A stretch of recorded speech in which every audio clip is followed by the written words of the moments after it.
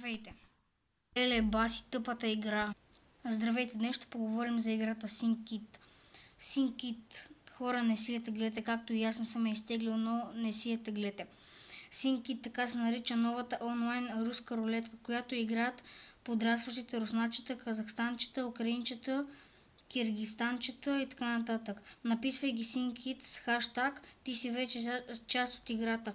С теб се свързва на лично съобщение Гуру Куругатор, който в продължение на 40 дни ти дава задачки.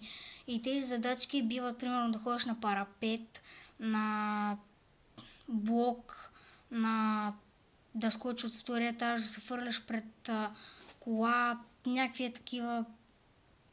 И това е доста тъпа игра, хора, не си я теглете. Според мен е тъпа. Задачките са повече от екстремни. И ако това не го изпълниш, пише, че може да убият някой роднина, твой близък, някакви такива. И това за мен е пълна простотия. Не знам, това е SyncKit. Ако мисля, че е така, напишете долу в коментарите и ако е така, харесайте и се абонирайте за мен.